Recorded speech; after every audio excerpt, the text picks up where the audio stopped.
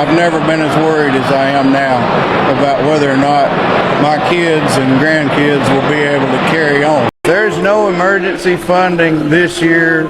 There will be 1 out of 3 farmers will file bankrupt. After a horrible year last year where most farmers in Arkansas Delta lost money, this year's going to be worse. We're going to lose 25 or 30% of the farmers in this country if they don't do something. It has to be done, and it's not just here. It's everywhere. Here we go again. Another fuck around and find out moment. This one, Arkansas farmers. Yep, Arkansas farmers who voted overwhelmingly for President Trump. Well, here's a quote from one of those Arkansas farmers, and I'm going to do it in my best Arkansas accent. Right now, we're in a very dire situation. September is upon us. Harvest is starting in the deep south, and we have 0 bushels of soybeans on the books to be sold to China. Yeah, no shit. You voted for the tariff guy. And now Arkansas farmers want a handout. They want federal assistance. This poor ass red state that votes Republican every freaking year, they want a handout. You damn socialists. I guess you're finding out that racism sure is expansive, huh? Today in Trump's America, small-town farms in Arkansas are begging for welfare. They can't sell their soybeans to China. Who knew that so many farmers were making $10,000 an acre from China? Who knew? But instead of pulling up their bootstraps, they're going for welfare. They're going for subsidies. They're going for American handouts. Just mere months after saying, we don't support welfare programs, cut Medicare, cut Medicaid, cut everything to these LGBTQIARSTUV people. Pull up your bootstraps, Arkansas. Sell something Americans want to buy. Talk to your man Donnie Darko about the Department of War, because hell, they might be coming to your town soon. He might be bringing the National Guard to Arkansas and you won't have any farmland left anyway. Look, folks, Donnie Darko is destroying America, and if you can't see it, it's a part of the Heritage Foundation, Project 2025. Go look it up. It's a blueprint. Donnie Darko is following it to a T. I tell you what. If the federal government caves in and gives these whining white farmers in Arkansas and all over the country welfare checks that they are crying and begging for because they are dealing with the consequences of their vote, then I hope that the National Black Farmers Association gets together and files a class action lawsuit against the government, just like those white farmers did in 2021 in order to block stimulus aid to black farmers. They sure did. They filed a lawsuit in 2021, white farmers, including those in Arkansas, to bar the federal government from giving a $4 billion stimulus package to black farmers and farmers of color because they felt it was reverse discrimination and it was unconstitutional. Well, if the federal government turns around and gives them money, then yes, National Black Farmers Association, please get together and file the biggest lawsuit that you can against the federal government. I've tagged John Boyd, who is the founder of the National Black Farmers Association, in this video. You all please go follow him, learn more about the National Black Farmers Association and how you can help them fight for economic justice for our black farmers. We cannot keep preaching class solidarity and then shitting on every demographic that voted for Trump and is now being hurt by Trump. Yes, we can. Yes, we can. We can absolutely shit on every other group of people that voted for Trump. Yes, we can. Because, and the problem is, a large portion of these same people voted for Trump simply out of racist, bigoted, hateful beliefs. Am I going to say it was all? No. But at the end of the day, these people sided with the same group of people like the KKK. I told a Trump supporter, him being friends with Jeffrey Epstein alone is cause enough for him not to be president. And you know what they said? Have you ever had questionable friends?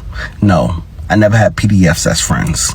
The problem with these people is that they have to learn their lesson. They have to learn their lesson because if you try to bail them out, America's biggest issue is accountability. People think, oh, it's capitalism, it's this, it's that. It's accountability. And the same racist, bigoted people that set upon this nation and created multiple genocides, right? They have never been held accountable. Till this day, we are at the point where we're romanticizing racism and slavery. People are supporting the guy with the mustache from Germany. You know, that's what's happening in this country currently. So yes, we can shit on them. Because at the end of the day, racism is expensive. And I hope they learn their lesson.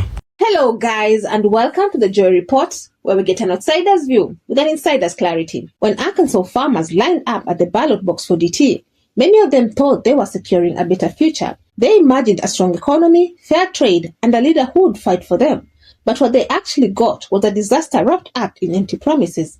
Today, those same farmers are staring down bankruptcy, and instead of enjoying prosperity, they are begging for welfare checks to stay afloat. This is the hard truth of DT's tariffs, and Arkansas farmers are learning the lesson the painful way. Before we proceed, all credit goes to the creators of these videos. Let me play you a few more clips and I'll come back with more commentary. So I saw that the soybean farmers in the state of Arkansas are having a find out phase, and you know what I hate to say? I told you so. No, seriously, I'm really sick and tired of the fact that the left keeps having to say, I told you so, because we didn't want anybody to suffer, okay? We voted for everybody to survive and thrive, and you voted for the suffering of other people, and here we are.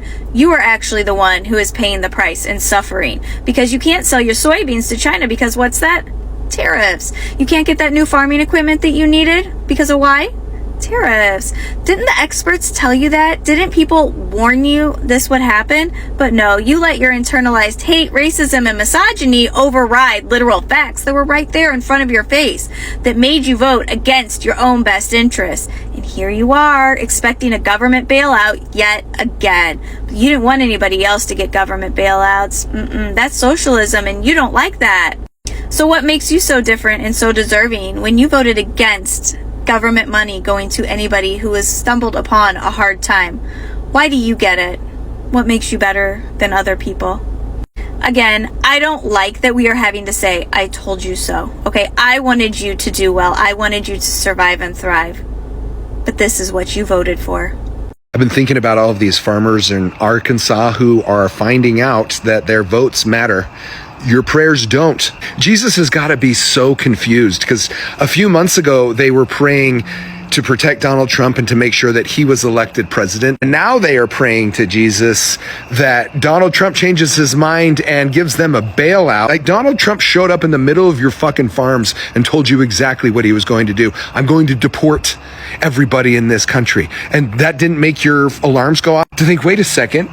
I have a bunch of illegal immigrants who are working my farms. This would not be good business for me. Maybe I should vote for somebody else. No, I'll vote for Donald Trump. And then Donald Trump sat there and said, I'm going to cut foreign aid to any foreign country. And you guys thought he was only talking about Ukraine.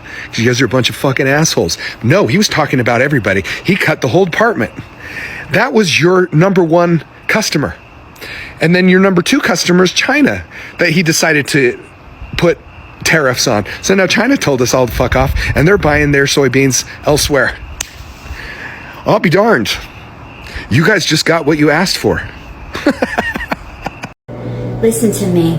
Racism is the poison in Arkansas soil. That's right, racism. Last week, hundreds of Arkansas farmers stood in a room and broke down in prayer in front of their elected officials. They weren't praying for rain, guys. They weren't praying for sunshine. They weren't even praying for a bumper crop. They were praying because their farms, their family land, their way of life is collapsing under tariffs and trade wars. And here's the truth. Those tariffs, that trade war, that whole playbook was born out of racism. Farmers were told the story that punishing foreigners would make America strong again. They were told to clap when leaders wagged their finger at China, Mexico, or whoever else they decided was the villain of the week. They were told it was patriotism, but really it was racism dressed up in red, white, and blue, and farmers bought it. They cheered it. They co-signed it. and now they are the ones paying the bill. Look at soybeans. Without tariffs, U.S. beans leaving New Orleans are cheaper than Brazil, but with tariffs, suddenly Brazil is winning. And who did that? Not God, not nature, not fate, your own leaders waving a racist flag and calling it strength. And the farmers who clapped for it are now on their knees begging for help.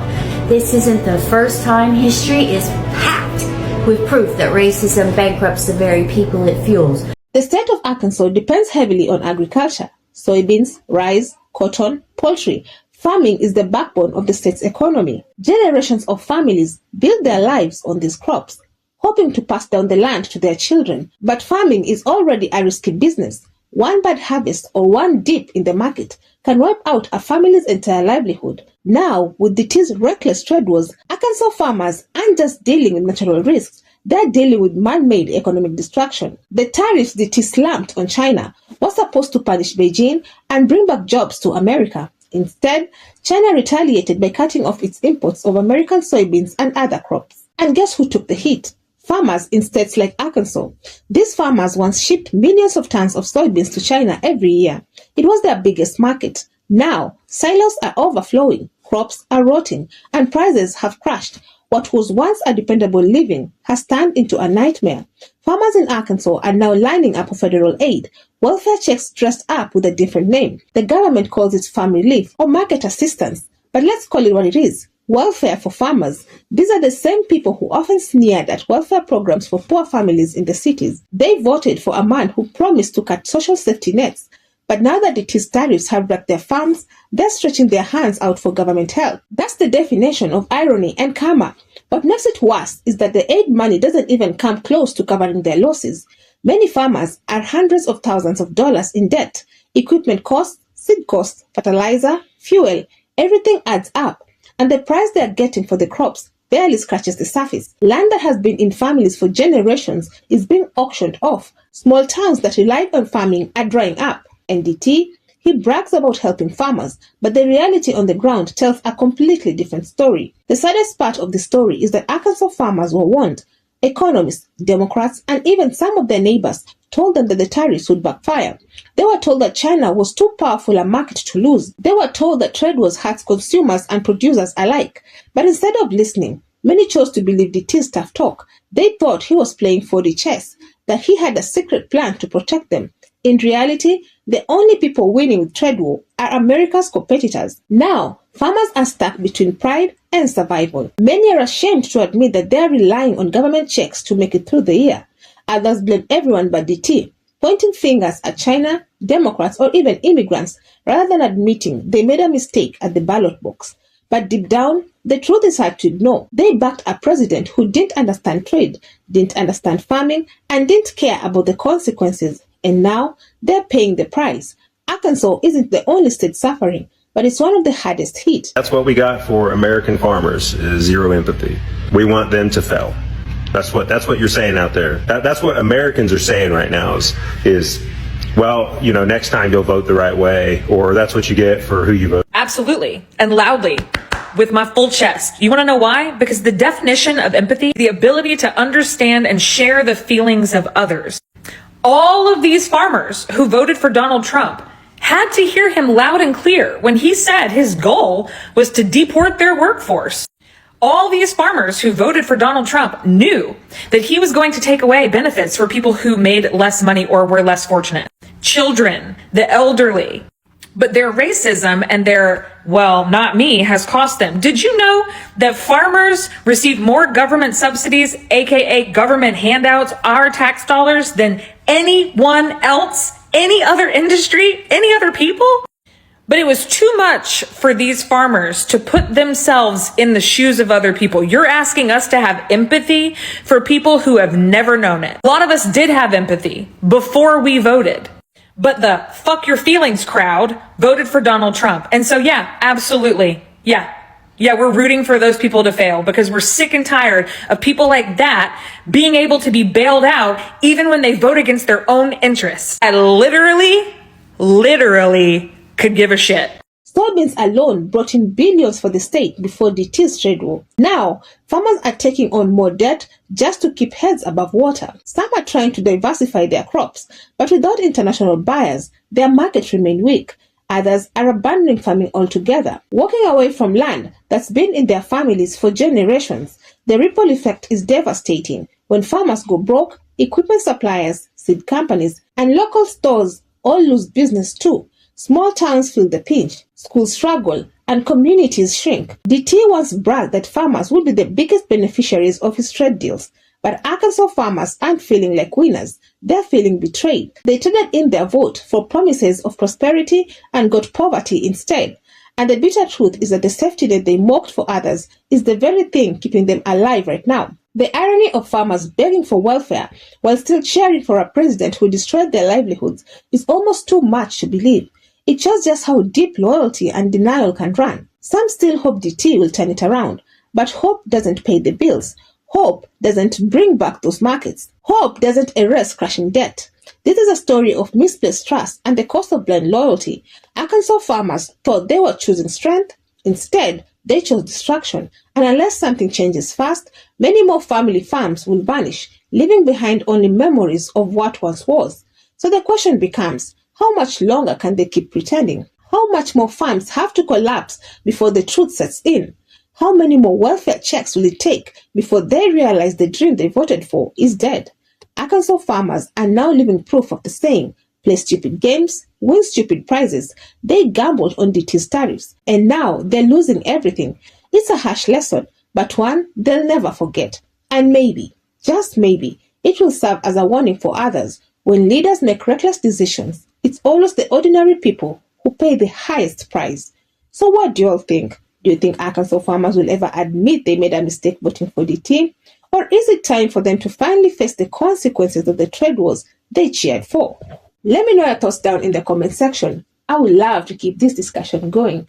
Otherwise, that's it from me. I also have a FAFO playlist, and if you enjoy such kind of content, please click up here and enjoy. Also, consider subscribing, liking and sharing because it helps me grow my channel and helps YouTube recommend this video to a wider audience. But for now, thank you so much for watching, and until the next time, the Joy Report out.